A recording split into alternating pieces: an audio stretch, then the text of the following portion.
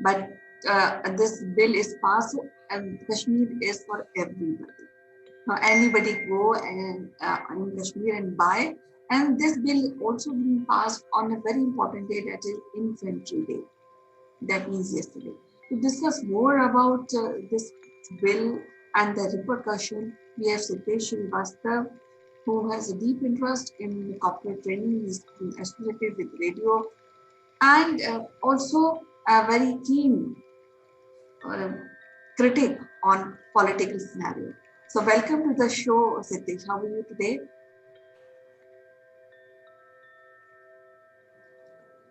I'm well, Kanchan. Thank you so much for this conversation yet again.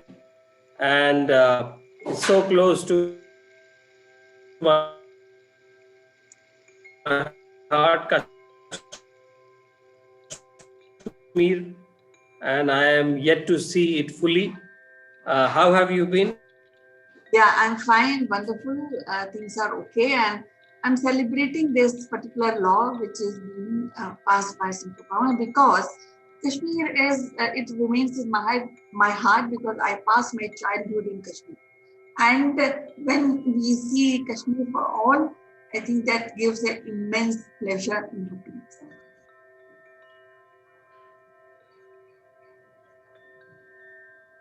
That's right, Kanchan.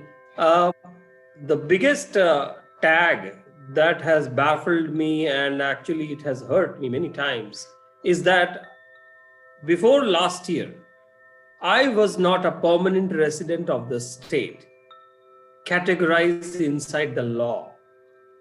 And therefore, I could always go to the state as a tourist, the state which was my own, the state that I cherished in the 1960s movies made famous by Shammi Kapoor Sahab and his famous Kashmir Ki Kali movie and other movies of after that. Times have changed.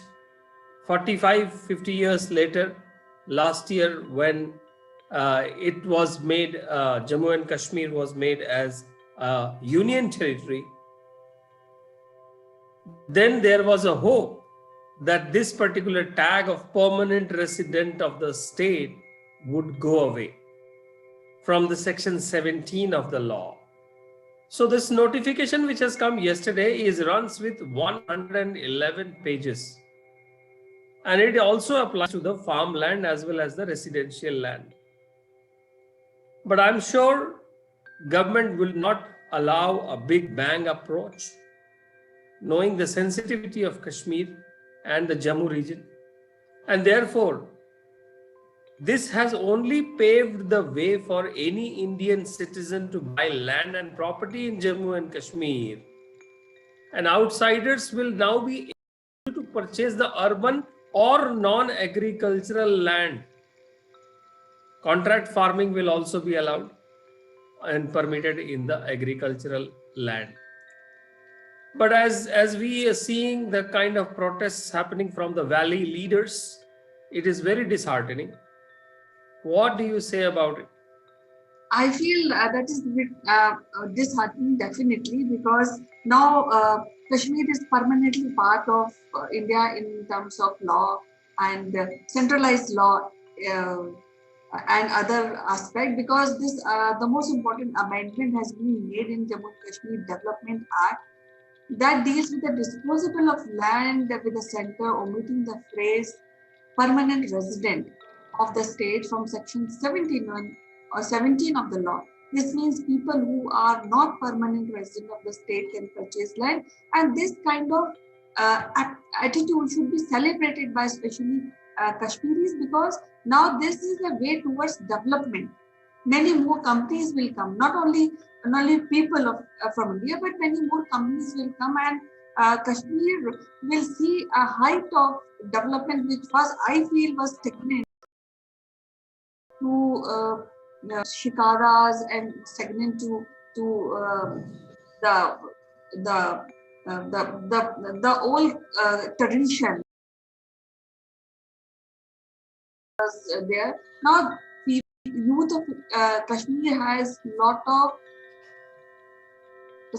of selections they have in front of them in terms of career, in terms of uh, going out, and in terms of agriculture, what things they want to do on their land, and especially people who go out who are not resident, and if they go and buy a land, they will also add in the economy of Jammu and Kashmir.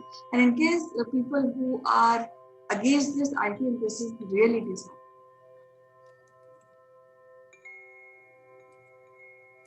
Isn't it, Hitesh?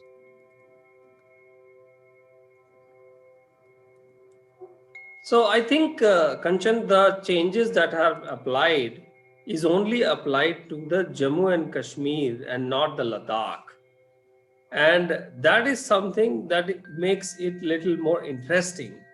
And since last year, the former state of Jammu and Kashmir, Ladakh, was also protected by Article 35A. But now that was repealed last year, and which created a lot of flutters and sensitization in the valley.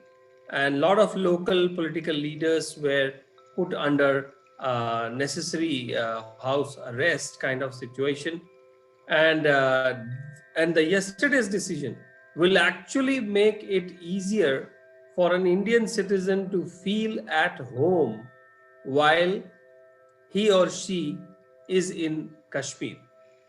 And I think until and unless a region is secluded or segregated, something like Hong Kong enjoys, something like Macau enjoys, till then, Kashmir should be a part, integral part of India. And when we say integral part of India, they cannot have a separate flag, they cannot have a separate anthem.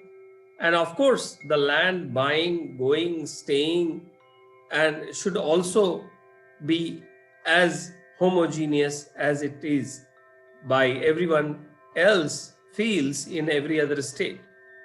So the Lieutenant Governor of Jammu and Kashmir, Manoj Sinha, he claims that the agricultural lands were not up for sale to non-local buyers. So the amendment that has been done to encourage the investment. And that investment is a very important aspect of Jammu and Kashmir to make it a world-class destination, even if it is for the tourism purposes. What do you think? Yes, definitely. I agree with your point because at the moment, I think Kashmir is not at par with other states in India as far as development is concerned. So I think that's a great move of central government, and that also give way for immense progress because as it is, Kashmir is known for tourism, but then if there will be rise in tourism after this, and there will be more settlement or more places a part of what are being existed in Kashmir. So people will come and see the people who will come and buy land, and they may make a recreational spot. So that is also becoming easier for people. And since I have lived in Kashmir, I can very well understand sentiments of people who are opposing, and also sentiments of people who are with this law. Especially, I prefer that the law. I appreciate this law. I am with the law because now maybe people who are not against this law are not supporting this law. I think they maybe later on start supporting when they see economic development in the state, and they feel proud of this day. Right.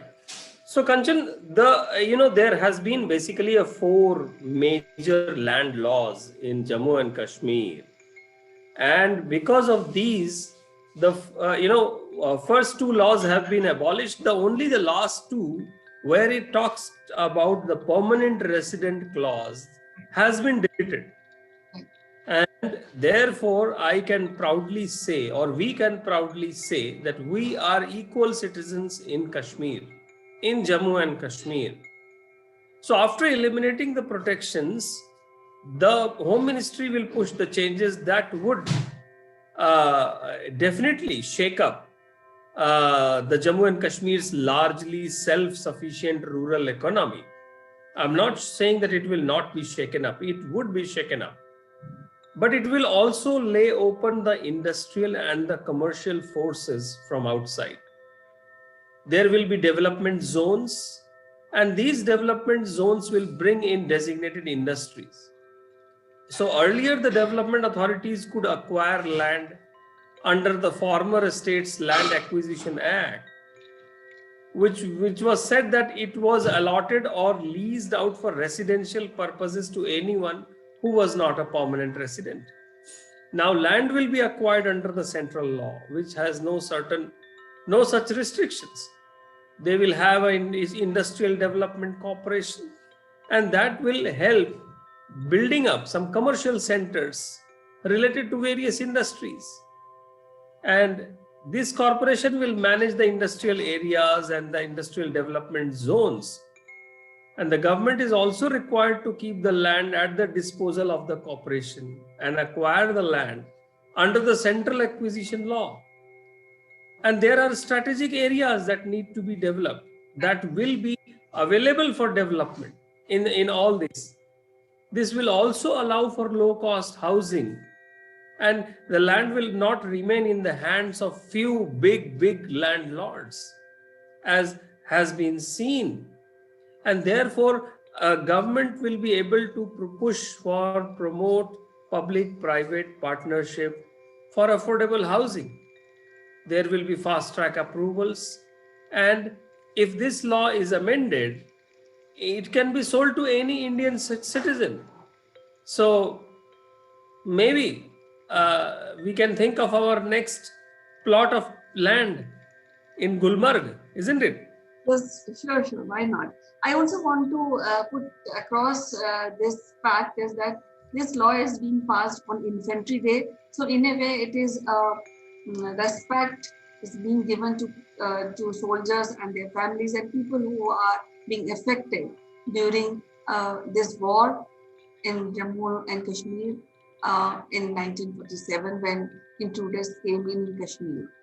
And these soldiers had to move from house to house to clean up these intruders. So I think this is a very big gesture of central government, and I appreciate this law, and I support this law. So it was wonderful talking to you, Sitesh, and we'll discuss some other topic tomorrow in the next episode. Till then, bye bye. Thank you, Kanchan. I'm going to explore properties under magicbricks.com. Please give me also information regarding especially land buying in Kashmir. Yes. Okay. Bye. See you. Bye.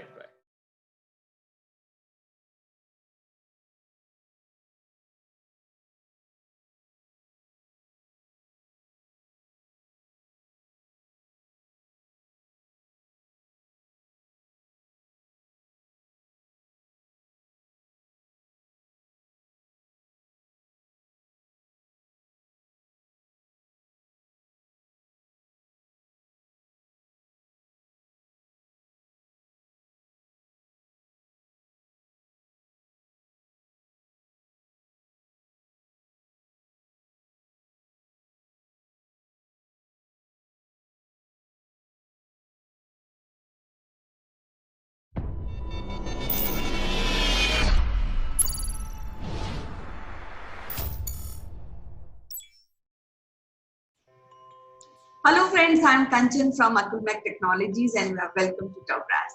Today we have Sitesh Srivastava. As you know, he has a deep interest in corporate training. He had been training marketing professional, IT professional, and he is also associated with radio broadcasting. So today we are discussing some very interesting topic with him. So welcome to the show Sitesh. How are you doing today? Hey, Kanchan. Thank you so much for this show. And every day it's interesting, stimulating talks that I do with you. which also brings back a lot of youth like energies inside. And I remember the college days of my life. Let's begin. How have you been? Yeah, wonderful. Things are pretty cool here. And we, as you know, is a festival going on of Ganesha, so we are indulged in that. And in between, there was a ruling of court, and where the Prashant Bhushan, who is a prominent lawyer in India, is being fined 1 rupee for the contempt of court. So I was just thinking 1 rupee fine on a lawyer like a Prashant Bhushan. So things really, I was compelled to think how come and what now Prashant Bhushan will be doing, because contempt of court is a serious charge on any lawyer by a court, isn't That's it? right. Yeah. That's absolutely right. And of late, for last few years, uh, thanks to Supreme Court and thanks to some of the uh, judges and the lawyers and the attorneys, they have uh, brought some interesting issues in front of us in their interesting ways of judgments, interesting ways of coming out in public and bringing in this discussion again and again, whether things being discussed in the public media, on the social media, is acceptable, how much it is acceptable inside the court of law. And in this way, this current Prashant Bhushan 1 rupee punishment, accept, give the 1 rupee or take a 3 months of jail, or and also 3 years of stop the practicing of the law, is something that has really put me back into reading into the words of their judgment. And I was Kanchan, surprised to see that 102 page of judgment was being written for this, and 82 page of sentencing for few tweets. And that's what proves the point that today a few tweets can cost you this thing. Or you can say, what does 1 rupee buy in today? 1 rupee buys in your 3 months of jail or an apology and 3 years of barring from the court of law. So if we see it from the lighter angle, the value of 1 rupee has been proved again. And the other thing is that I always wonder, 102 page of judgment and 82 page of sentencing for, I think, 2 or 3 tweets. So I think it is an interesting part, and me and you both are from the broadcasting side, and we have been into broadcasting. I think it is important to read the judgment, to speak about the choice of words of our Supreme Court, and try to see whether the wordings need to change or they need to be upgraded so that the larger public can understand its meaning. What do you say? Yeah, actually, I also think that I've been watching these proceeding of Prashant Bhushan and other lawyers. Somehow he is associated with few wrong issues, like he supported Naxalism. He also supported Narmada Bachao Andolan. Then he also was against on Ajmal Kasab's hanging. So I think that all accumulated, and then again he was against most of the judgment which is given by Supreme Court. So I think one day, I think that is fair enough, and then I think it for a lawyer like a Prashant Bhushan, it's my personal feeling that he's stuck, because earlier he said I will not say pardon to the Supreme Court. So ultimately, Supreme Court has given a 1 rupee penalty to him, and I think that is all kind of whatever experience, whatever work, good work he has done, I think it has shrinked into 1 rupee. That's what I feel, and I feel pain of that sometimes because I've been Yes. associated with lawyers in my family. I can understand the process and understand how things goes. So I also wonder what now Prashant Bhushan will be doing. So, Kanchan, I understand the life of profession of lawyers or who are into judiciary. They play around some very heavy words, which we always see in the judgments, in the contracts, in the legal documentation, legal studies. The other is the executive, which is the judiciary in our Indian setup. The judiciary, the executive, the parliament, these are, the three pillars of our democracy. And all these three have to uphold the essence of the constitution by which they perform and they exist. And what you said, I agree that Mr. Prashant Bhushan and the series of tweets, not only the recent tweets, but also his previous statements in the social media, and mind it, he is not just an attorney, he is also an activist.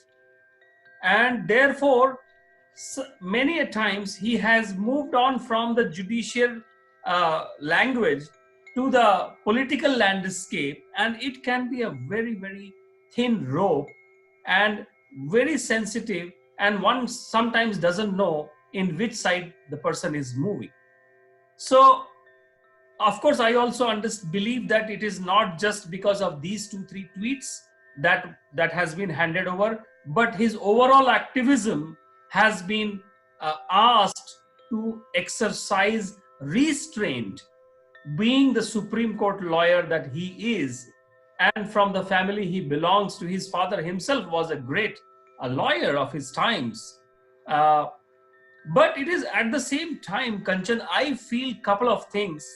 And that is one thing, is that when we talk about this whole social media stuff, writing on social media, talking on social media, and then saying that a social media stuff is not admissible in the court of law. And that's why we tend, as a normal citizens, we tend to do the judgment based on social media. We tend to do the judgment based on television or what is being talked about in the newspapers.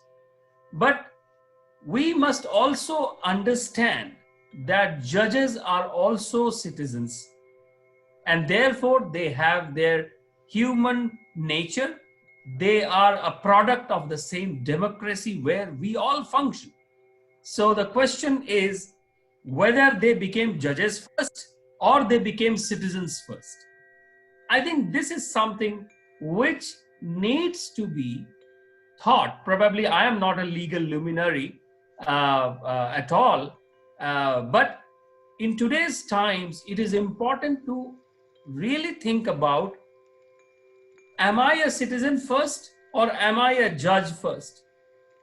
We also need not become judgmental, which I feel as a society we are becoming judgmental a lot based on what we listen, what we hear. So that is something that brings, especially in the Prashant Bhushan's case, that I know that he has been associated with Mr. Kejriwal's activism few years back, and then how he fell apart from Mr. Kejriwal and he had to go his own way, and all those things, So one other important thing, Kanchan, is that I read some portions of the judgment, and I must tell you, it enlightened me to some of the English words that I haven't used for probably many years. And I was really wondering who uses these words, or has anyone done any kind of a research to use those kind of a heavy words? I can tell you 3 of those words, Kanchan. One of the words says magnanimity of the judiciary. The other is scurrilous use. The word is scurrilous. It is not there in the spoken English, at least in the Indian parlance that I have seen. Then one particular another word that was used is contemner. You know, we all are hearing contempt of the court. We have heard this word contempt of the court, but contemner. So probably the judgment that is being passed, somewhere we need to bring it down to the level which is broadly understood, rather than a heavy choice of words and explanation also by those heavy words. So I'm happy that me and you are discussing about it and trying to break it down to a level where many people can understand. What do you say? So when you're talking about these heavy words, I am remembering Shashi Tharoor's English, and which is Yes. world famous. Yes. But then I want to put a point further here about this whole case is that Supreme Court is the powerful court of India, and the judgment, which is all luminaries are sitting there. They have a vast experience of giving out the judgment, and they go through all the parameters of judgment. And most of the time, the judgments are pretty clear, pretty honest. And somebody who comes again and again and doing saying something about the judgment of the Supreme Court, which is the supreme structure, supreme base of Indian Constitution. So I think we all have to understand that whatever judgment Supreme Court is giving, that has some weightage, and just for the sake of criticizing, nobody, no citizen of India can criticize that without actually having any fault in that. And lately, I have not seen Supreme Court judgments are having any faults in that, and they are very balanced, and they are very to the point, and they are very clear in their judgment. So I think that again establishes the power of Supreme Court judgment. What do you see?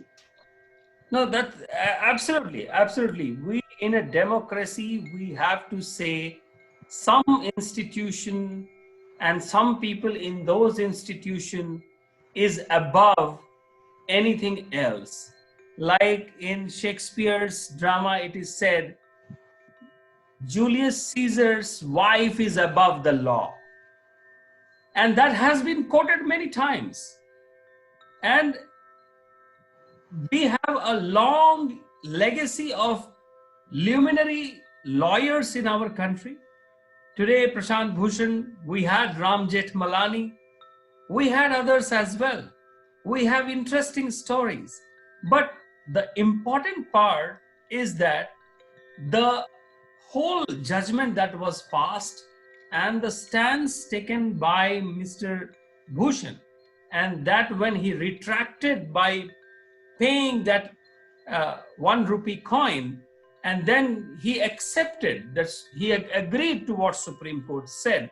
I think it should be more seen from the freedom of speech, at the same time camaraderie between the lawyers as well as the justice, because the same attorneys at some point in time, they become judges by passing some exams. Many of our judges were attorneys before they became judges. So what has been done, what we see today, is something that is just a lesson or a message that Supreme Court judges as well as the lawyers, because they have to uphold the law as much as possible with as much integrity and transparency. And if there are questions against the institution itself, we must address them at various levels and not at the public level. You know, we have seen that those recent 2 movies, Jolly LLB. And you know what? So these are, there are pressing issues. There are court cases pending, years and years of court cases. So there needs to be a discussion. And of course, me and you can only talk about it I am not a legal luminary, I don't know, but we need to see that our current judicial system is changing as per the current trends. Judgments are being passed faster, and stopping the media for speculations and stopping the social media for speculations so that the better judgment can prevail. I think judges are, that's why we call them my lord, your highness, my lord. Yes, Sitesh, we have yet to see what will be the line of action of Prashant Bhushan. And as usual, it is so good to talk to you, and we will be discussing again if this topic persists more, and seeing the line of action of Prashant Bhushan and what the Supreme Court will say about this particular action of Prashant Bhushan. We'll meet again on this topic sometime later. Till then, bye. Thank you. Okay. Take care. Thank you, Kanchan. Thank you so much. Have a great day ahead. Bye-bye. Bye.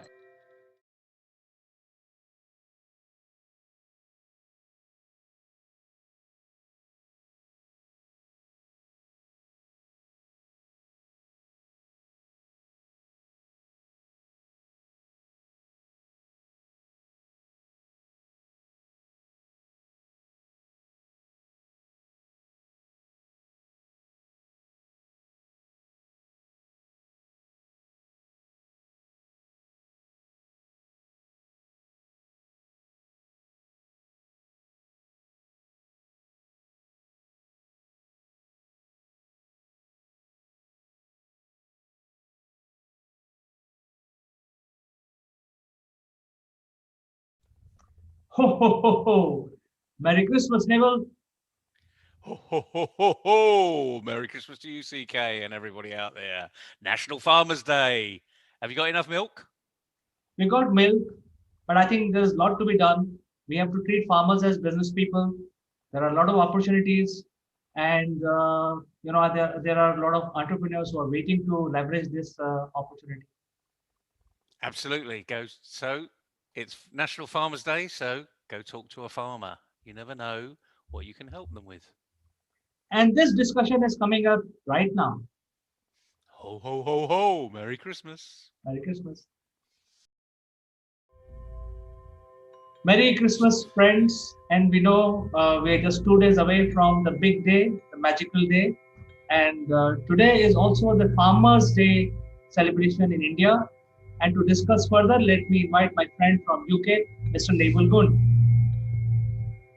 Good morning, CK. Good morning, everybody. Yes, 2 days away from the magical day. And actually, Farmers' Day is a magical day because, frankly, without food, which comes from mostly from the land, you and I would starve. So this is a really important day in many respects, and I think what we need to do is to just bring people up to speed of how farming has changed over the years. Because I remember as a child, going to farms. My parents used to have friends who were farmers, and we'd go on a farm and we would do everything. We'd milk the cows, we'd, play around with all the sheep and just generally have a lot of fun. But a farmer's life is pretty tough, in many respects. So, what's it like in India for a farmer these days? So, Naval, today is a Farmers' Day, and we are giving respects to the people who are involved in this trade of doing farming. And I understand that it's not an easy job. It requires a lot of physical labor, and also the knowledge of weather pattern, and also the knowledge of soil, nutrition, and also the knowledge of what crop will grow at in what season and what they have to do. So I think it's very scientific. And many times when we eat food, we don't think about what has gone into producing that food. So I think today's day is very very relevant for India. And as you rightly pointed out, farming has come a long way. It's mostly mechanized, and then Specifically with regard to India, there are two predominant farming seasons. And why these seasons are there? Because the pattern in India are uh, very clearly for weather, which drives the whole landscape and the farming practices. Because if it rains so heavy during monsoon, there is nothing that can grow. So that is a time for keeping the field ready for the next phase of farming. So there is one season which happened, we just finished in November. The cultivation happened in November, and then the go downs are filled with food material across the country. And the next season will come just before the summer sets in. So there are very clearly two distinct uh, seasons, farming seasons, which drives almost 90 to 95% of the farm produce. So farmers in India have two seasons where they can make money. I will just try to bring a little bit of business around it. That means they have two marketplaces twice a year, and they have to do a lot of hard work again twice a year. So it's not something that we do it in our kitchen garden. That hey, if you want to grow some herb in my kitchen garden, I don't have to follow any weather pattern. But when it comes to the serious farming, which talks about many metric tons of produce, then you need to really follow the weather pattern. And that is why farming is a very big science, which people like us who have never done farming, including myself, don't really appreciate and respect those people who are involved in this trade. So I think that is one aspect of the farming which I feel that we should respect the farmer, and that is why we have Farmers Day celebrated today. Second thing is in India, there are a lot of cooperatives which are provided, and these are non-government initiatives. The business people, they come together and help create different kinds of facilities for farming people. So they Buyers as provide well as the hospitals for justice, their animals. because the They same provide authorities at some advisory on different soil samples. They provide how to get these medicines back in their fields. And these are all cooperative movements where the farmers become member of different cooperatives, and they actually leverage certain activities which these cooperatives are bringing to them, and using them make their cultivation and produce the farming produce, and then the cooperatives then help them sell it also further. So it's a complete ecosystem which is available in India, which is being leveraged. And there are things like if the animal dies, then how to dispose of the remains. All that is part of all these activities so that the work happens smoothly and there are no hardships provided to the farmers when they are doing working really in the field. So I think there is a complete ecosystem around it in India. Oh, there's definitely a complete ecosystem, and thanks for taking us through rather a rapid condensation of what goes on in the farming industry in India. And as you mentioned, cooperatives, as you well know, I use the word collaboration. Cooperatives are a collaboration, and they're a good collaboration. And a lot of businesses outside of the farming industry could actually help those cooperatives really succeed. Um, Anyone in the SaaS arena, software as a service, for instance, can join the fray, because guess what? Most farmers, they don't specialize in software. They don't specialize in this type of service. They're really good at doing what they are. So you could join these cooperatives, and we encourage you to go and do it. Go and talk to them. See what you can offer them from your world, because that's how we're all going to grow. Excuse the pun. But anyway, let's just think about one specific area: AI, artificial intelligence, or machine learning, or automated process. Because farming is one of those arenas that's had a lot of automation come in, probably quicker than quite a lot of other industries. For instance, just the process of milking cows today. It's not manual. I remember as a child, about 5 or 6 year old, and I'm sat on a stall, and I'm milking a cow, you know, pulling udders. It was only a small farm, and they hadn't gone into automation. Um, but it's how we learnt what about husbandry of the farming arena. How animals are important to our future. But today there isn't a milking farm in the world that hasn't got automation.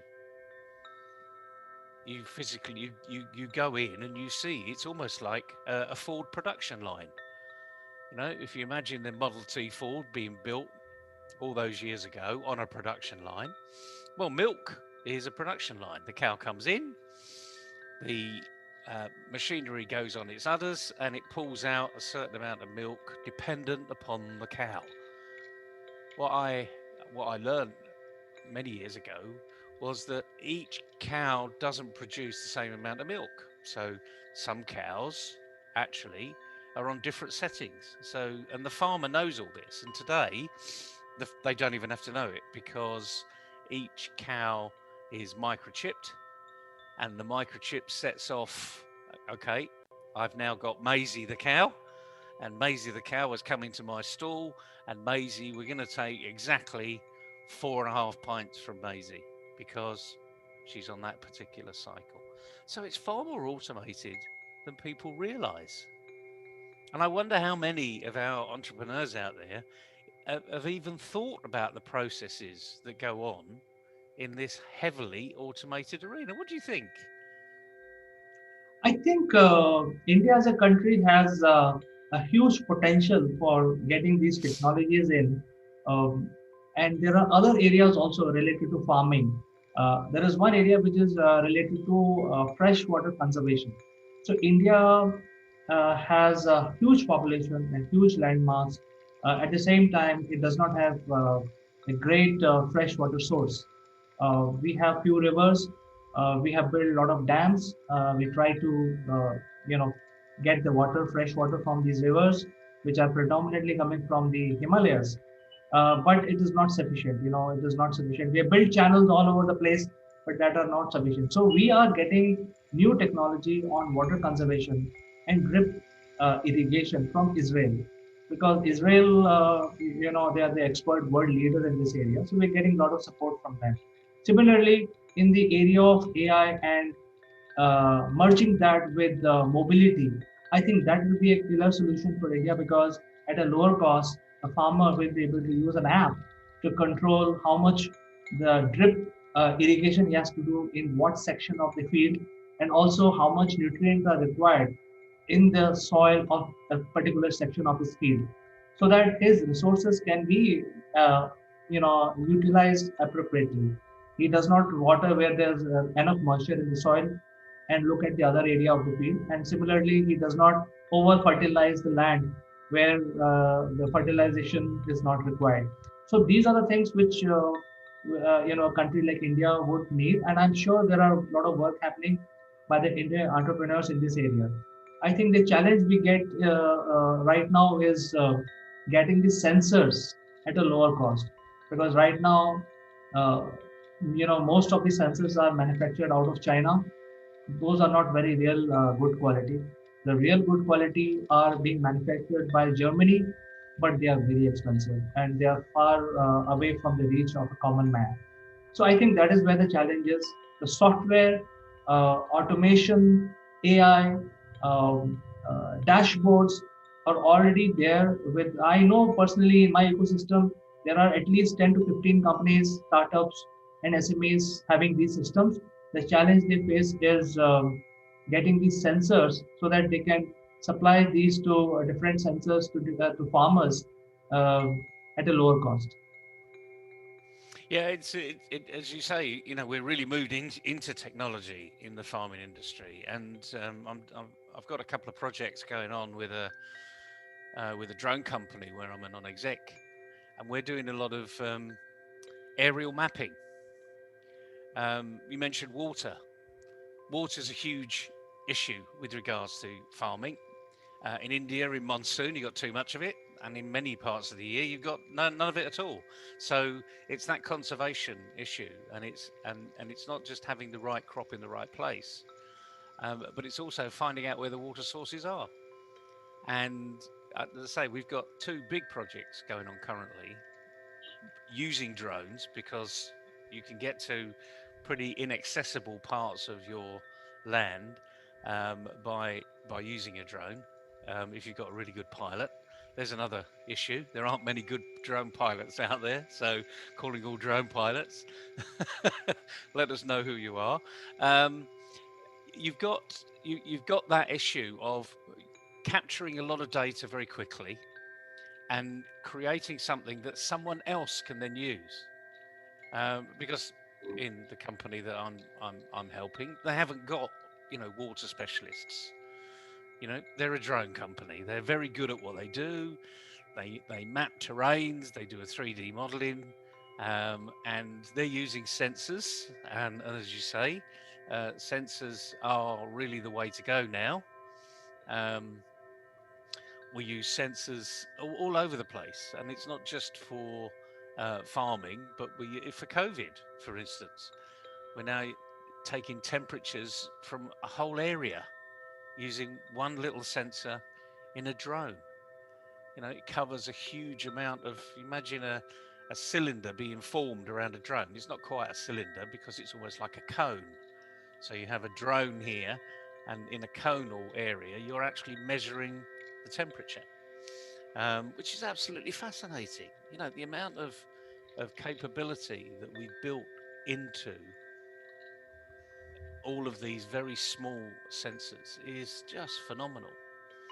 But we need to move on, and the key thing is there's lots of businesses out there, hopefully, are thinking, well, perhaps I need to be talking to farmers.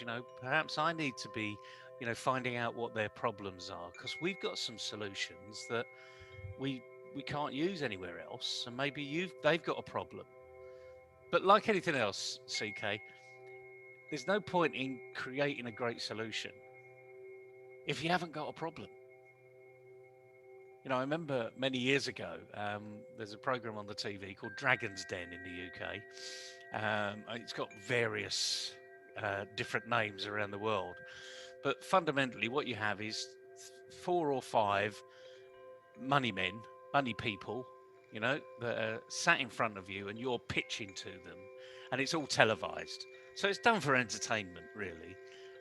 It's not the sort of place that I would suggest people go into, because it's the entertainment factor that they're after, not whether or not you've got a good entrepreneurial product. But I remember one particular product was a beach bag.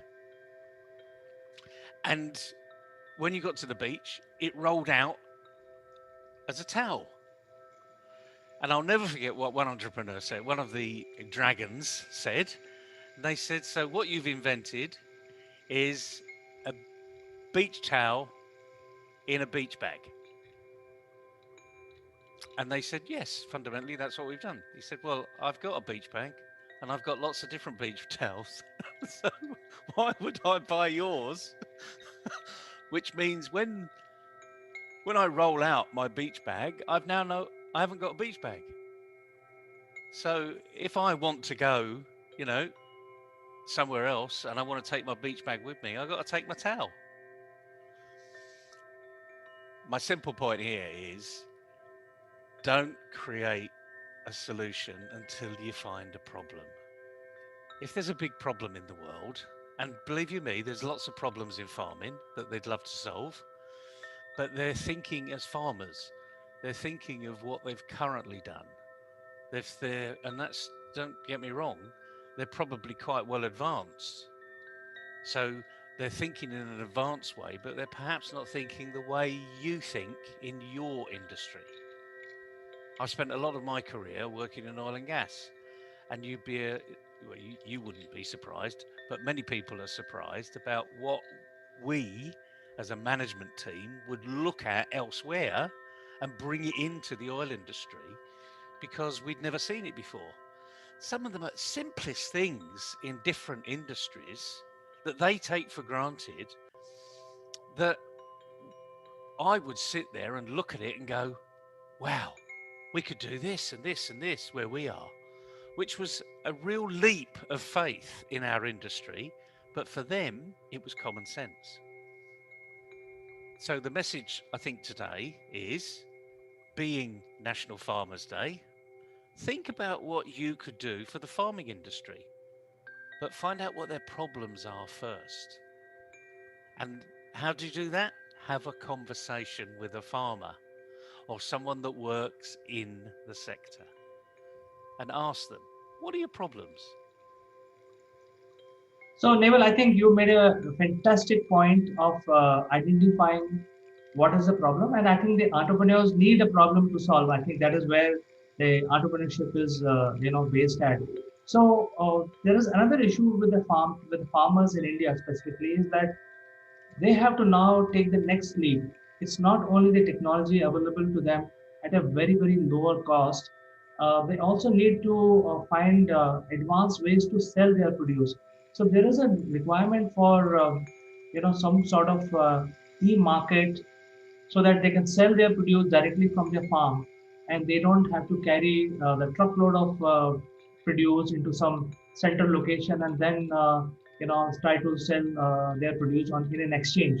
So the exchange can be brought as part of their uh, portal, which will help them find out soil condition, water condition, health of the plant, weather pattern, and also the e-market. So I think there is a whole lot of integration possible for the benefit of Indian farmers, and that has not yet happened. I think the field is quite open. Uh, there are a lot of ideas which a lot of entrepreneurs can leverage and provide to this segment.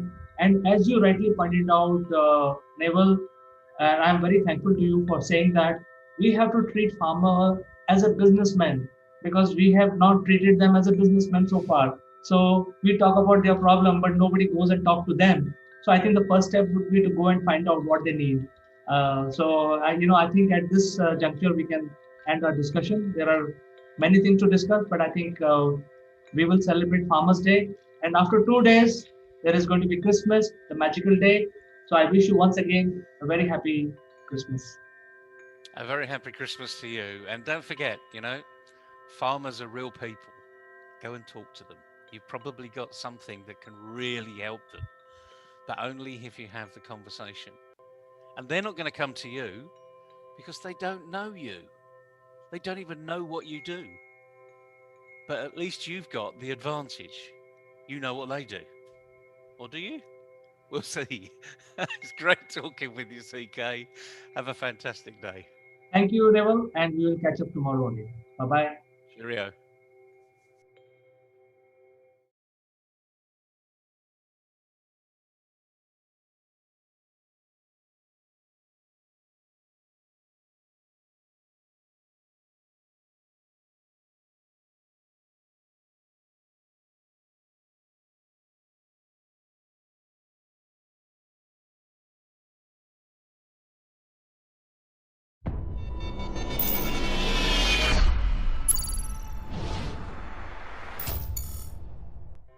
Hello friends, this is Chandrakant from Akulmach Technologies. Welcome to Top Brass. Today we will discuss about some of the trends which are based on our learning, especially in the post-COVID-19 era. And the first trend is coming right now.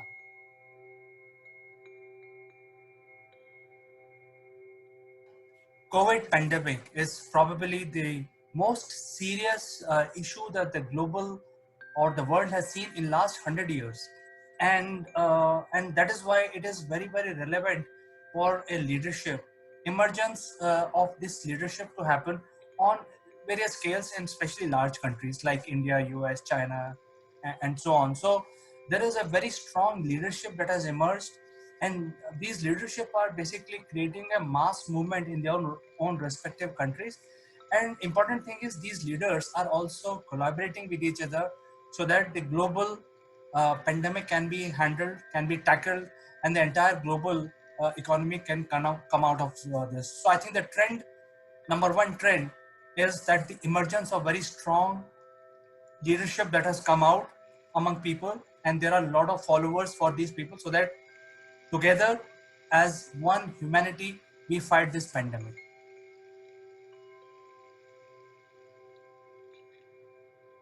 Number two trend is the decline of China. Now, if you try to understand the China as a country, they have prepared their baseline economy based on production. And China always knew, being a newly independent country 70 years back, they already knew that they have a lot of people, the population is huge, and the development is not there. So they, over the years, prepared their production lines to cater to very large requirements. So if you see today across the world, any country is or every country, every human being is using a China made article or a product, whether it is a small toy to very large machinery. Everything is manufactured out of China, because there is no country which has built a baseline economy or the production lines in such a way that they can compete with China in terms of pricing, in terms of distribution, etc. And when it comes to raw material, the dependency of the world is even more relevant if you look at China, because China, being a large country, they have a lot of natural resources. So they also excavate some of these elements which are required by the world, different countries for production. So China as a country not only provide the prepared goods for consumers in retail, but also the raw material, so that you can buy the raw material at a lower cost and then start manufacturing in your own country. So the dependency of China is, it's well established. They have been ruling the world for last 30 years when it comes to any trade or any manufacturing or any raw material which is required for any industry across the world. With COVID-19 pandemic, all the countries were forced to um, seal their borders and to basically to reinvent their own production, reinvent how they can get the raw material, etc., for past 2 months. So this has actually shown the first time that the China is having a little bit of issue, and because of the COVID, China themselves shut down their own assembly lines and production lines. So they actually put everything under lockdown for last 2 months, and the other countries which were dependent on these raw materials and the finished goods had to look elsewhere. So now this chain is broken after 30 years, and this could be a decline of China, because many countries are now talking about sanctions on China and different kinds of tariffs which they are going to impose. So after post-COVID, when the lockdown is lifted, um, the world may come out in a different fashion. It may not be the same as it was in January or in 2019.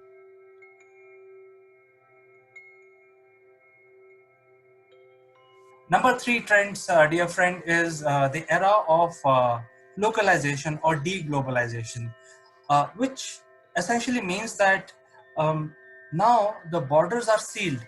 People are not traveling by ship or by air, and a lot of these material which is required across all countries. There was a sourcing mechanism from each country, and then the whole established business was there for last 40-50 years, and all the supply chain lines were built around this sourcing mechanism. And now for last 2 months that has broken. In fact, if you look at the IT also, or the systems which were developed, was to basically look at the supply chain which was already existing, which is buying from different countries, and there were, in true sense, a true globalization for last 50 years or even 60 years. Now what has happened is, since the borders are sealed, there is no air travel, there is no shipping happening, because the fear of COVID spread is more than what you want to bother about when it comes to supply chain. So most of the countries are now forced to look inwards and to fulfill those supply chain, and hence there is a logical move that once the lockdown is lifted, there could be an alternate mechanism locally available, and hence the countries may not have to look at the global business at all. So I think this is number 3, very big trend, that world is moving from globalization to localization.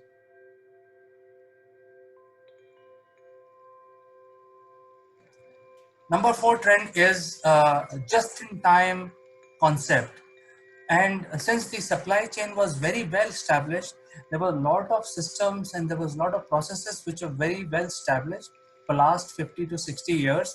So people didn't, there was no need for any country or any large business to stock beyond what is needed. So they didn't have to maintain a huge inventory. And because there was always supply, and if they need something, it can be procured very quickly. Now the borders are sealed, and hence that supply chain is broken, and just in time buying, just in time hire, just in time concept maybe maybe gone after when the government lifts the lockdown after COVID-19 pandemic. uh, I think all the businesses will be required to maintain certain amount of adequate inventory, and which will help them in their production. So this is something new which will emerge after this, and this is number 4 trend as far as we are concerned.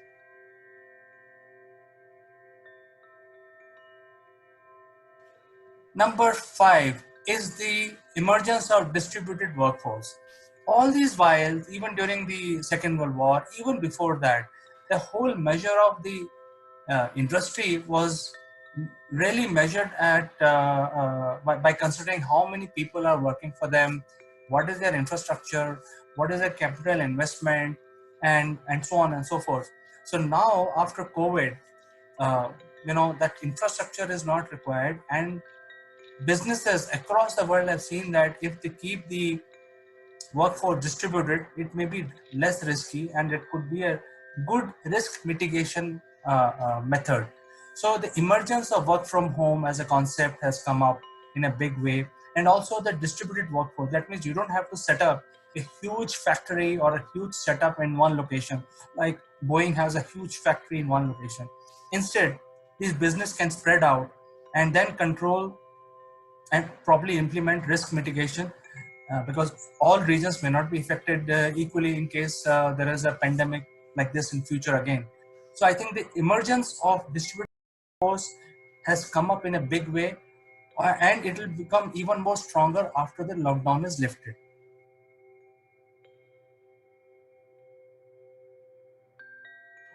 The number 6 trend, which is last on the list today, is the digital economy. Now, everybody is predicting that it is not unique, and we will also like to predict that the e-commerce or the digital economy will be the only economy in near future after the lockdown is lifted, because people will not like to go around and going to mall, going to this place, that place. They rather sit in their homes or their offices, small offices, and order whatever they need. So right now it's mostly retail business, predicting that very soon the wholesale business will also emerge on the digital platform, because right now it's only Alibaba, but I think very soon Amazon and all these different websites, Walmart, will come out with a wholesale e-commerce platform other than retail. So the whole digital economy of buying things, and you can literally, you would be able to buy anything on the internet, even from starting from objects, articles, even services you should be able to buy, and education as well. So the whole scenario is going to change. In fact, education and media, these are the two businesses which are going to see major recalibration in their whole business. Some of the jobs which people have lost during the past 2 months are not going to come back. Parents are not going to send their kids to school even if the school opens, because nobody wants to put their children at risk by sending them to school. So there is going to be a major changes, starting with media and followed by education, and then followed by rest of the industry. I think the digital economy will take off in a very big way, where people are only buying using digital platforms. These are the 6 trend predictions we would like to make, and I will be more than happy to hear your comments. Do write back to us and we will engage with you.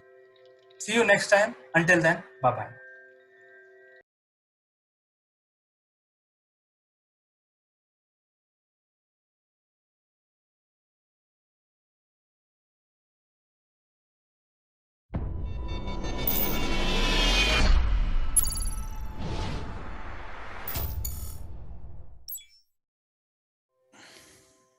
Good morning, and this is Chandrakant from Akulmach Technologies, and I welcome you all to this very interesting edition when we want to discuss about the first paperless budget from the Indian government. To discuss further, let me invite my friend from UK, Mr. Nevalgund. Good morning, CK. Money, money, money, hey? Don't we love a budget? Don't we love a paperless office? Come on, CK, spill the beans. Right. I think the Indian government has started the first paperless budget, and they have also launched an app, which we will come and discuss more about in a minute. But let's throw some figures. The size of the Indian economy is almost $3 trillion, and if you look at the GDP as a measurement, and that makes it the fifth largest country among all the 203 countries in the world. And if you look at the PPP, which is a people purchase power, then we are at $10.5 trillion, which makes India as a number three economy in the world. So, the budget of India, which is an annual affair, is a very big deal. Especially, we are among the top countries, top 10 countries, and whatever we decide will have a global implications. So, this is one thing which I thought I will inform you. And there are other bit of information which I also want to inform you about is the split of GDP, and that is in terms of the different sectors that we have. One of the large sector is agriculture, which contributes to about 16% towards the GDP. Then we have industries, which is 25%. Manufacturing is slightly low. I think it could be better, and that is stands at 14%. And a large chunk of GDP is services. So you see, India is a very big services destination, which is almost 50% of the economy is based on services-based GDP. So that is why the budget is so important for us and for a lot of other countries as well. For your information, Naval, uh, the budget was presented for 2021. Sorry, 21-22. It was presented in Parliament yesterday, and as we speak, the debates are going on. So, you have any opinion or thoughts about this? You threw some big numbers at me there, CK. And fortunately, in my life, I can actually deal with those big numbers because I've lived in the big number world for years, especially in my finance roles in the oil and gas industry, where you used to put 3.2 and it wasn't 3.2 pounds. It wasn't 3,200 pounds. It was 3.2 billion pounds. So, and the reason we put 3.2 is you can't put all the zeros by the end of it. Remember those days of calculators? If you were to start to put 1 trillion into the calculator, it would come up with a E at the end of it, error. We Right. can't go to those numbers. So fortunately, these days of progress, we've got spreadsheets that can actually go to those sort of numbers. So wow, fifth largest economy in the world. Purchasing power, $10 trillion. I mean, these are just phenomenal numbers to get your head around. And I bet there's a lot of young people at school thinking, I can only just about count up to 10, let alone a trillion. I mean, how long would it take me to count up to a trillion? So, yes, I mean, these are big numbers. And for anybody in the world to say that Indian economy is not going to be a global player, they need to start thinking again. Because, as you said, being the top 10 in the world anywhere, in anything, all of a sudden people need to start to listen. And it's a growing economy too. It's an exciting economy to be part of, and a growing, expansive economy, thinking about exports and imports at the same time. So, yeah, I mean, these are amazing times, really, on the back end of last year, COVID, so at last we've got some excitement coming out of the pipeline. But paperless office, that's what we need to be talking about. Because just imagine cutting all those trees down to talk about this $3 trillion budget. I mean, it's quite crazy. It's also quite crazy, by the way, that we talk in trillions of dollars. Because you can imagine what it would be in rupees. I mean, it'll be what, $3 trillion would be what, 300 trillion rupees? I will tell you in Indian calculation system, it will be 36 lakhs crores. So there are two Yep. measurements there. There you go. Just the thought of 36 lakhs. Crores. Wow. Exactly. And you just go, that's just going to blow my mind, really. And it's So certainly not simplify- lacking in anything, is it? So just to simplify the numbers, this 36 lakhs is 36 followed by 5 zeros, and then crores is followed by sort of multiplication of 8. So it's 36 into 100,000 into $1 billion. So it is like $1 billion rupees. So it is like 8 zeros after that. So you probably lost lots of mathematicians along this way. So let's forget the numbers for the moment, and let's look at the way that the government have put the budget out there, because I think this is the most exciting bit, really. Not the fact that India is one of the leading lights in the world economy, but the exciting bit for me is this app. So let's hear more about this app and how people are going to get involved in it. So, Naval, the interesting bit is that the budget is not yet finalized. It's just tabled as of yesterday. There was a speech by the finance minister, and really the arguments will start today in the parliament. And the budget is as it is stands today is already out for the public scrutiny. You can download using an app, and so let me show you, what this app can do. Let me switch over my view to the show you my mobile in a bit. It'll take a few seconds when I switch Sure. over to my mobile. So while this is happening, I will just talk about that. It's a app which we can download on Android and iPhone, and download it. I downloaded it, and I'm very excited to bring it to you. Can you see my mobile screen? Yes, I can.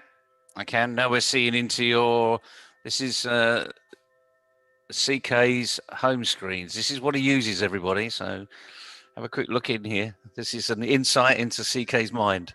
You can say that. You can say that. But this is my mobile, and I bet you use Uber a lot, don't you, currently? The answer is no, you're not using Uber. No, exactly. We're all a bit locked down here. So I have downloaded this, Naval, and it is available on my homepage, and it's an icon. I just go straight into this, and it says the Union Budget of India with the Indian logo.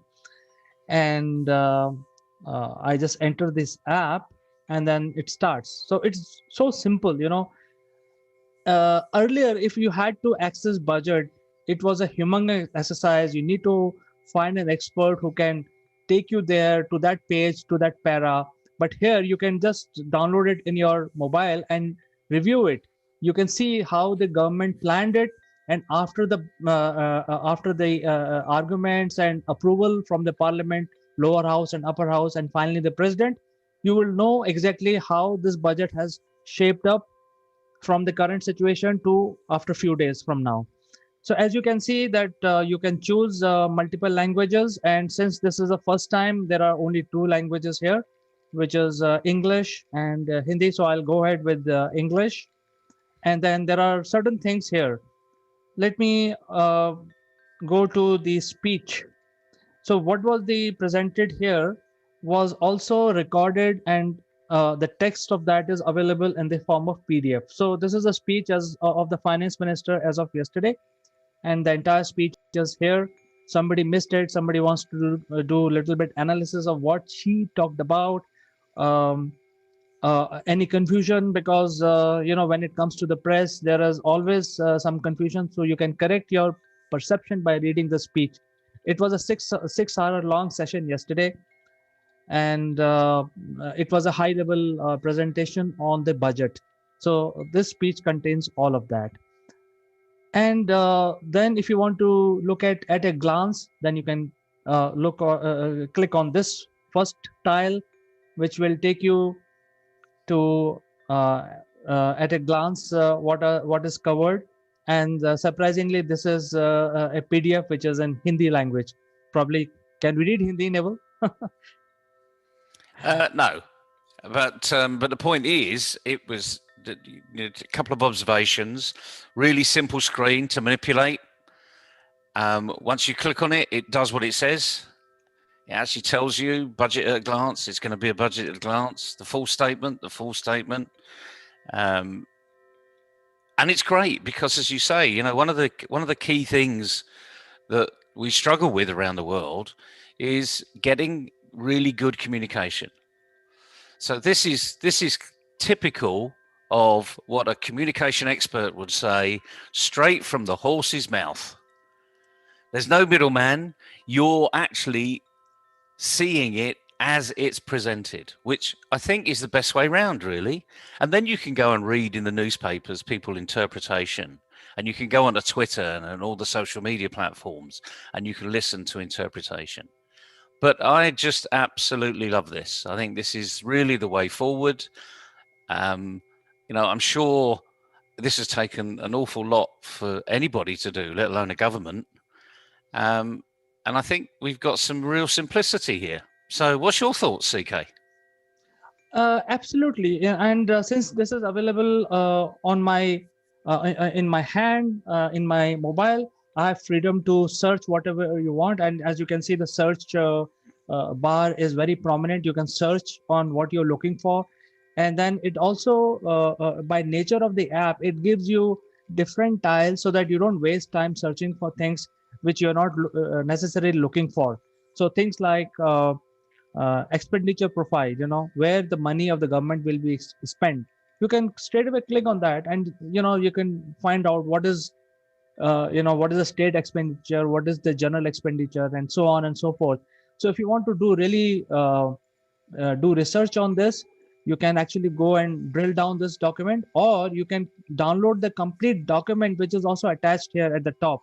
You can see that there is a just above the search bar, there is a place where you can download the entire document. So if your mobile device or your tab or your PC has the space, you can download the entire budget. So I think it makes very easy for a common person to just continue looking at the budget as it is being discussed in the parliament. And by the way, the Indian parliament is also live telecasted. So if somebody is interested, really following what is going on and how the budget is going to shape, some things may be dropped, some income tax may be added, some cess may be added, some cess may be dropped. So you can actually be with the government of India and monitor these changes as they happen. It's brilliant. I mean, it's a very transparent approach. It's looks easy. Should we test it? Should we give it a little test? Go into the search bar and let's put a term that is on the tip of most journalists' tongues at the moment. Let's put in farming, shall we? I'm doing income tax. Okay, put income tax.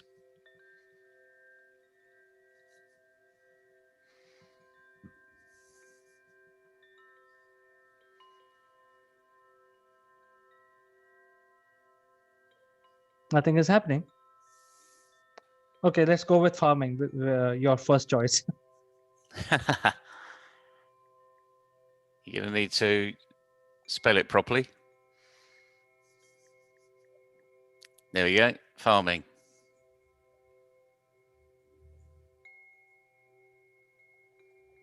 Didn't like that either. Agriculture. And you can imagine this is a huge source file that it needs to go and. Right. So I think this is launched yesterday, and the plan is to roll out all the budgets for last 15 years. And I checked in the morning when I downloaded this app.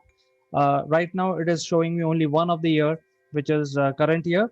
But I Right. think as this app matures, I think the search may be enabled and it will be much more intuitive. But the important thing is, like, for example, if I want to go to budget at a glance, I can look at things like these, which are sometimes very difficult to even understand, like budget at a glance, and you can click on that and probably read only 5 pages. You see, if you want to Yep. read the budget at a glance, it says 5 pages. So you Yep. can just read the 5 pages. Interested in numbers, you can review these numbers, the split of various things. Yep. Yep. No, it looks good. Very comprehensive. I mean, we're looking at this for the first time. We're going and sort of testing it. We need to give a little bit of latitude while people are putting these things out there. So perhaps the search bar is not quite what it needs to be. But the more important thing, if you go back to the home page, CK, it's Yes, there for you anyway. So you can actually, I mean, I can imagine now as a student, someone who has never been interested in budgets or politics or what have you, you can now actually just click on here and find out about what's happening in your economy immediately. So I absolutely. think And this is a great stride. Actually, this is almost like going to Mars. Frankly, I feel as though we've just arrived on Mars, and someone's given me how the economy is going to be sorted. So don't want to give them ideas, but that might be the way forward. absolutely, I think it is very interesting because I think these guys have done a good job. And as we are progressing towards finalizing the budget, I think some of the search commands which are not working will start working, because probably this is only interim and they are giving only PDF. So probably the search does not search nicely into PDF. But once the Yep. PDFs are finalized and the budget will be rolled out, which is before the during the month of March, and 1st of April it will be applicable. I think it will be much more comprehensive that time. Important thing is I'm very happy that I can see the budget. I don't have to switch on the TV, waste my time, and I can actually look at what tile I'm interested in and review that whole part of the budget. And you're mentioning those wonderful words. You're not going to turn on the TV and waste your time. You're not going to get an interpretation of what other people are saying. You're literally hearing it from the horse's mouth. So in my language, behavioral waste has been reduced. So now that's going to help you focus.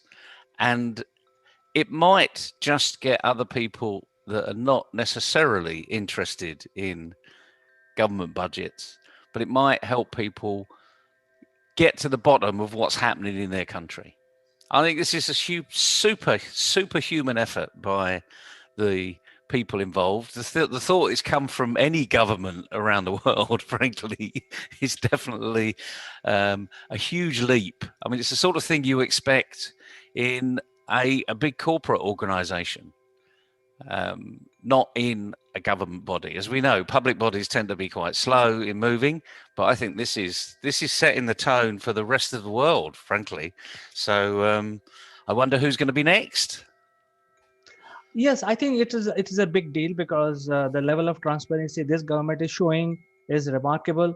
I think it's not the technology which is to be blamed; it's the will of the people who are actually driving things. So I think the bill is intent is also very clear. They want to be as transparent as possible because the thinking of this government of India is that they are the representative of people and people have right to know what they are doing. Absolutely, it means that they can become accountable, as indeed they should be. At the end of the day, they're actually spending your money. They're collecting the taxes and then spreading that wealth around all parts of the economy for the benefit of everybody. So, yeah, they should be accountable. And what best way to hold people accountable than every citizen having access to the facts? So, fantastic strides forward. Thanks for sharing that little move around the app. Look forward to seeing it unfold. And the debates, of course, because as the debates crystallize opinion, the budget will change. And it's a lot easier to change a budget when it's all in one place. Certainly, I think this will also avoid the confusion which is created every year because of fake news and trolls and Twitter handles which are designed to do this work. So I think it will have a much better positive outlook. Having transparency, and you can, by just doing this small thing, you can actually avoid the entire fake news bust their designs. We can all take a few lessons from that, CK. So thank you for sharing that today. I wish everybody to have a fantastic day and a fantastic week ahead. Get the app, find out what your country's doing. Get involved. You never know, you might be the next Prime Minister. Absolutely, Neville, and thank you very much for finding time. In fact, I'm quite excited, and I'll tell all the citizens of India to download it and review the budget because it concerns all of us. So with this, I say goodbye to Neville, and Neville, we will catch up again with something more interesting tomorrow. See you tomorrow.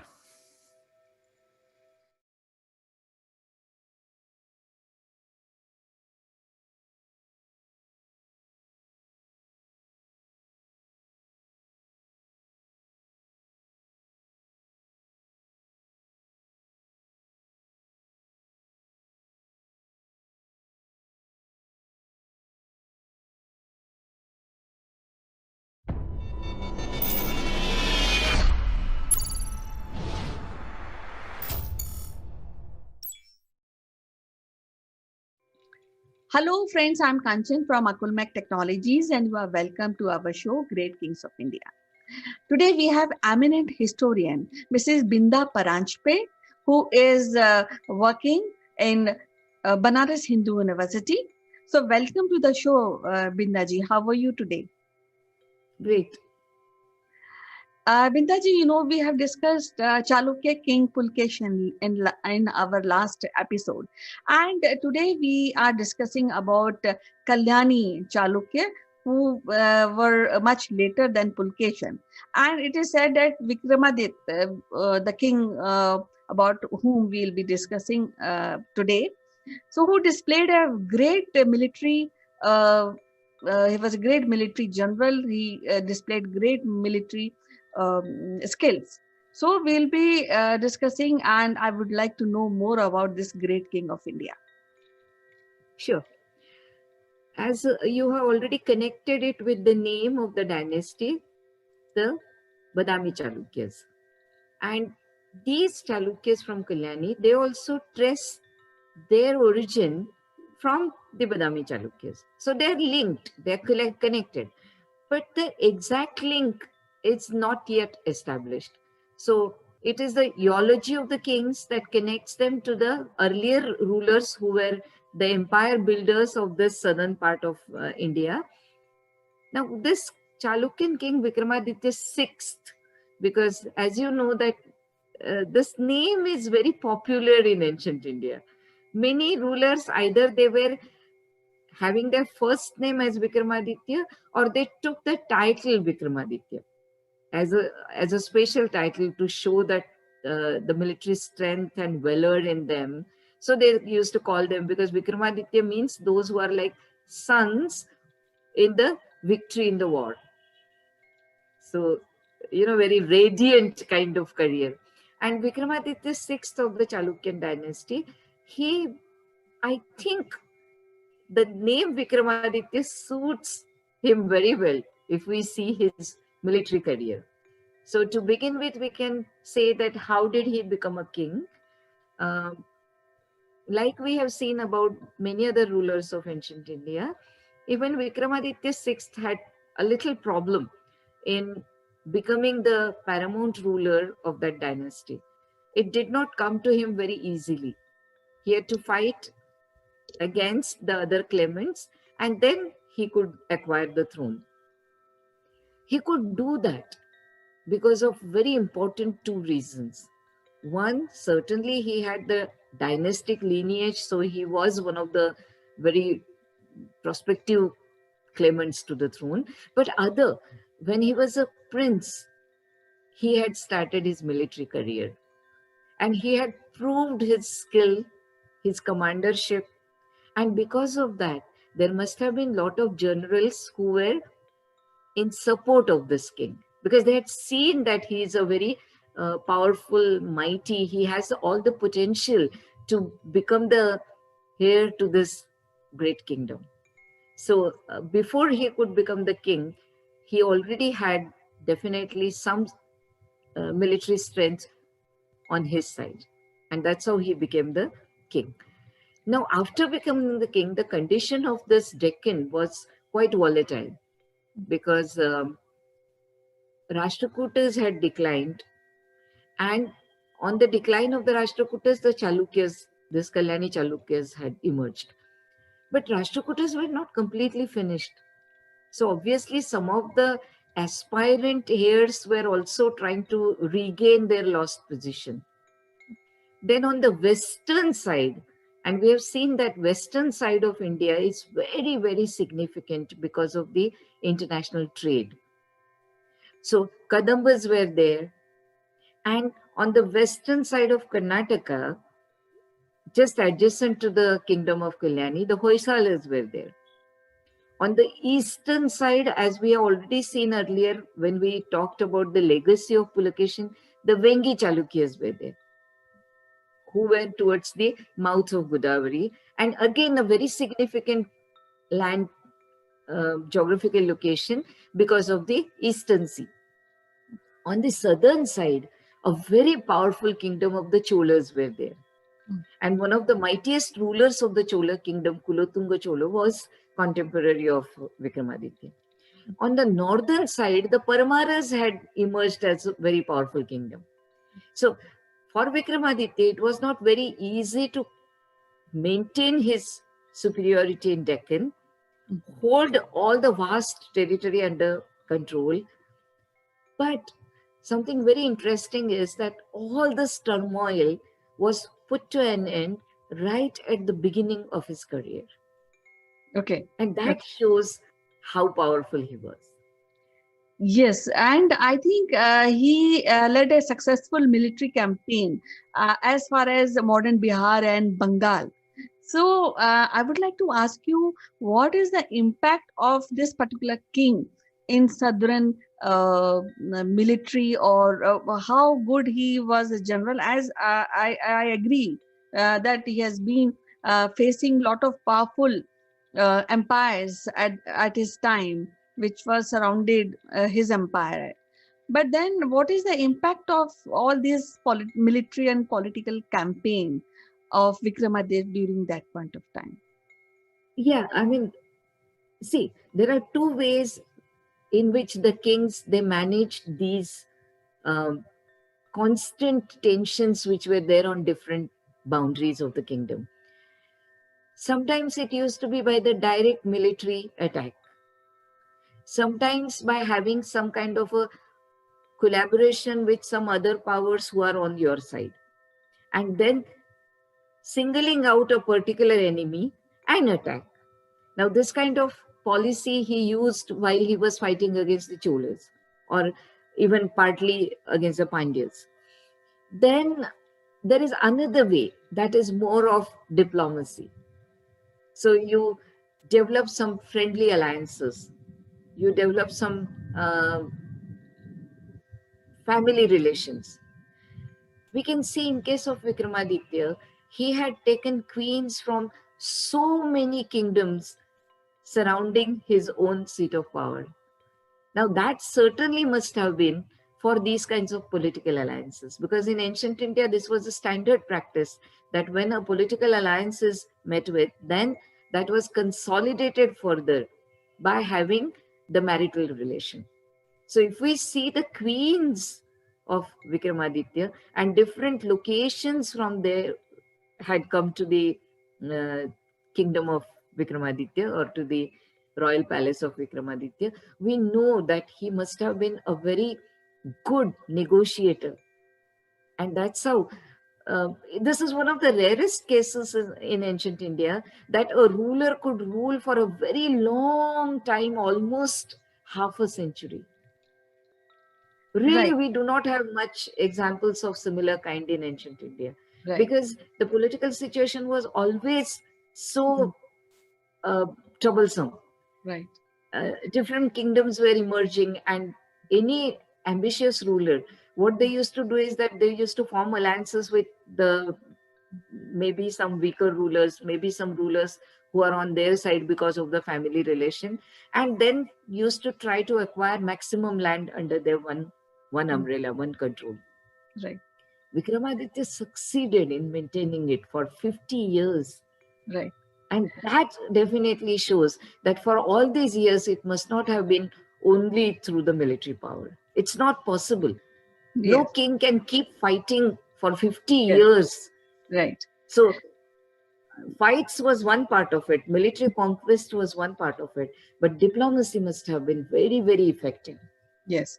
So actually, at this point of time, I would like to ask you that there are two aspects when we are talking about any king.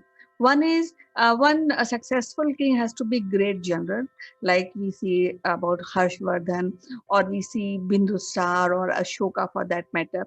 Then other side is keeping the kingdom intact, keeping people happy by good administration, looking after of people needs, and becoming popular among subject.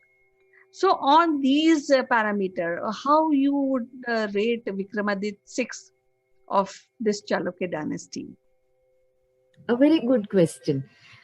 If we see what kind of administration this king promoted, the kingdom was very systematically divided into provinces.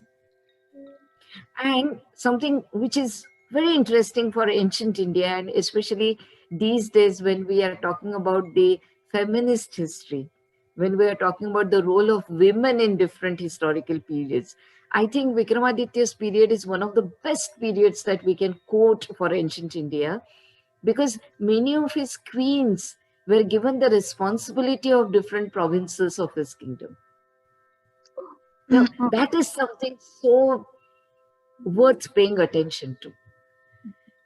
There are different reasons for that. One, that establishes a more close connect between the king and the ruler. Because king in his physical self cannot be there everywhere in the kingdom. But then who could be the next to the king? Obviously the queens and princesses. So if he had so many of his queens participating actively in the administration of different provinces of his kingdom, that shows one very important aspect of ancient Indian polity, where the kings are advised to pay attention to the needs of the people. In modern terms, if we consider it, it will be like establishing a direct connect between the ruler and the ruled. And I think this was very evident in this period when we can see so many queens there discharging the duties of administrators. Other than that, if we see what kind of ministers he had, most of them, they were very learned people. So obviously such people have a respect amongst the people amongst whom they are supposed to be working, for their scholarship, for their learning, for their knowledge. So their word will be respected. And because they would be knowing different rules of polity, they would accordingly advise the king what should be done in certain situations. So I think this must have been also one of the reasons that he could rule for such a long period of time. And we don't see much unrest from any corner of his kingdom other than his own brother, who became ambitious and who wanted to usurp the throne. In royal families, such kind of tensions was very common. But amongst the people whom he was ruling, he was trying to establish a good connect through his queens and very worthy, very knowledgeable ministers that he had. Other than that, if we see, now here I would like to quote that we have very nice sources for the study of the rule of this king and different provincial activities which were going on by way of number of inscriptions. We are very lucky to have a huge corpus of inscriptions of the time of the rule of Vikramaditya VI. And those inscriptions tell us how these queens used to discharge their duty, how they used to promote education, how they used to promote learning, how they used to promote scholarship in their regions by giving donations to the temples, to the mathas, to different acharyas, the religious teachers. And in ancient India, we should remember one thing. When we are talking about religious institutions, it is not just for the rituals or some kind of a spiritual activity. That certainly was there and that was the primary activity. But most of these places used to be places of learning. So when we see that different rulers, when they're promoting religious institutions, giving donations to the learned Brahmins, like in case of Vikramaditya, we have seen that he established 500 or more Tamilian Brahmins in his territory. And it is not because they were Tamilians, it is because they were well versed in the Vedic knowledge. So when they are established in his own kingdom, they are given lands to settle, which means through them, the king is attempting to spread the knowledge of the Vedic culture in his territory. Okay. So such kind of activity must have generated respect amongst the population, amongst the people whom he ruled, and that gave him a big support. This is what I feel very strongly. Another Okay. source of information is a very nice, very classic Sanskrit text. Mhm. It is called Vikramanka Devacharit. Mhm. So we have in India, we have a tradition of biographies of the king, and Harshavardhana's biography is very famous. It is written by Banabhatta, Harshacharit, one of the best masterpieces of Sanskrit literature. Charit also is one of such texts. Mhm. And that is written almost like giving a biography of Vikramaditya VI. So we know that what activities this king was involved in. Mhm. But that is not just the thing. If we see the quality of Sanskrit and the author, Vikramaditya patronized this scholar. He was a scholar in his court. Like Banabhatta was adorning the court of Harshavardhan, we can see Bilhana was one of the gems, jewels of the court of Vikramaditya VI. Now, who this Bilhana was? He was a Sanskrit Pandit far away from Kashmir. Mhm. Okay. And for some reason, he had to leave Kashmir and he was seeking patronage. And by patronage, what we mean is that somebody who would appreciate his scholarship, somebody who would recognize his knowledge of Sanskrit. And when he crossed through the whole of northern area of India and came to the court of Vikramaditya VI, then he mentions it that I didn't get any other scholar to appreciate my scholarship than this king. Right.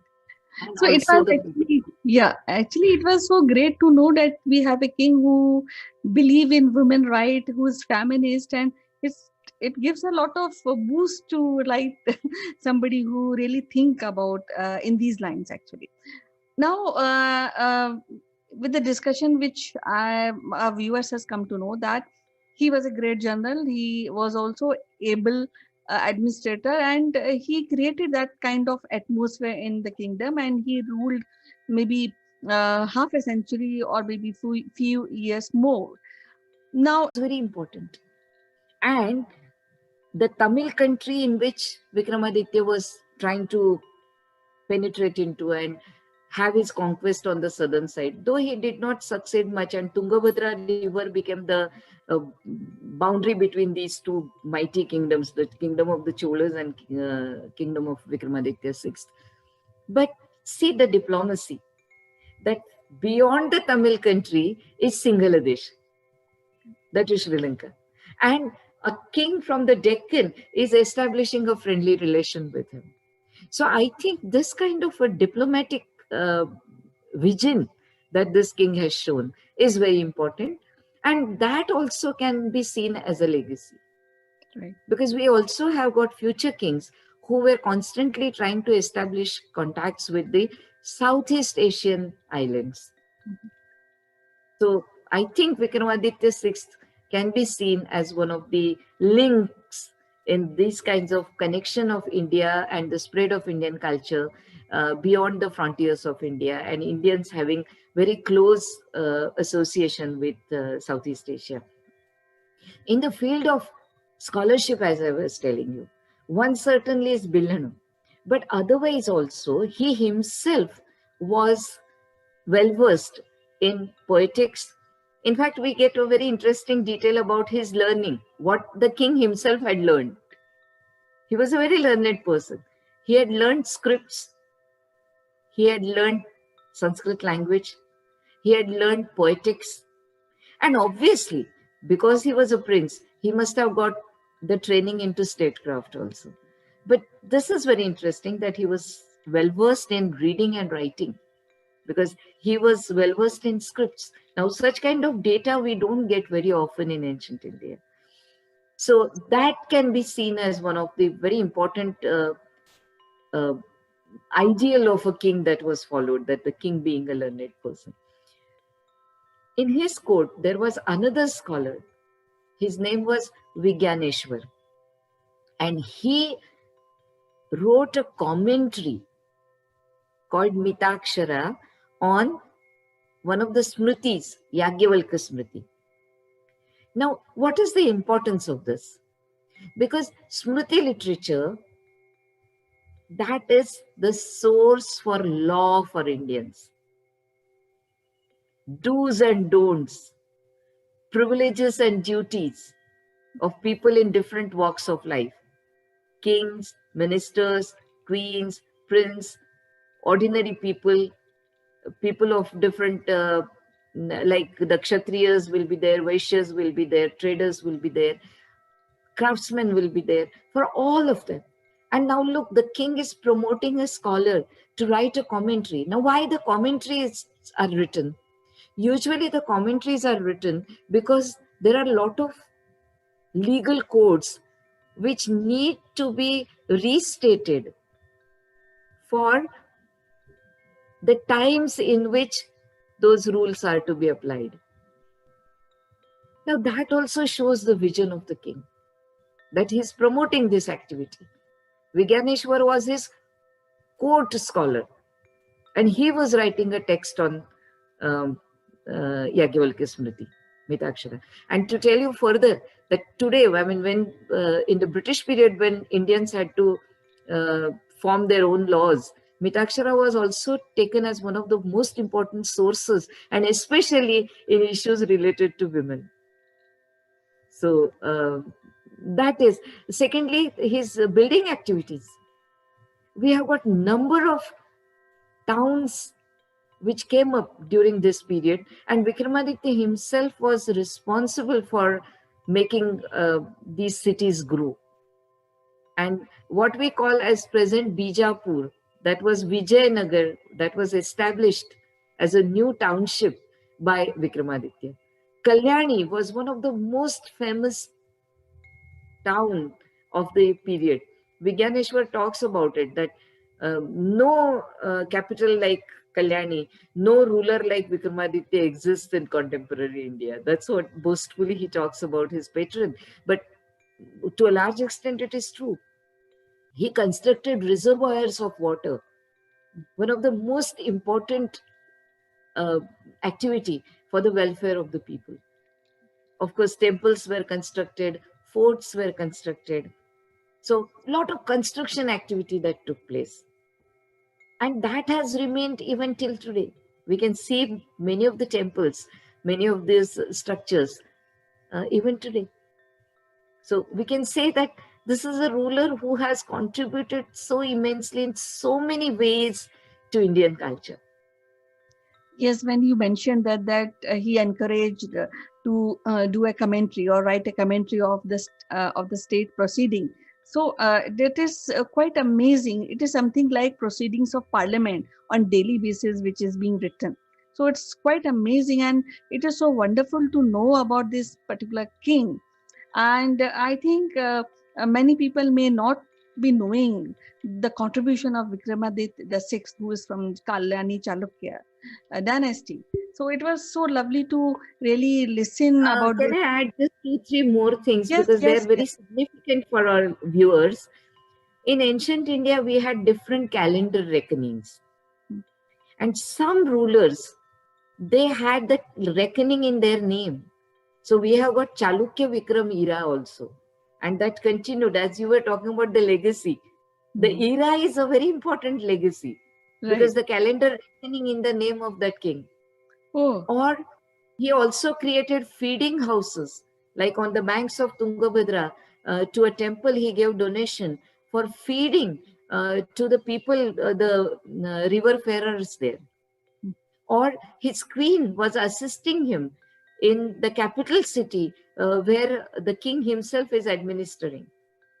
Now, this is again a legacy where you are um, giving so much of importance to the queens who would participate actively in the administration. And we can see that in the Chalukyan dynasty, the further rulers also they continued with this, and the queens were very important.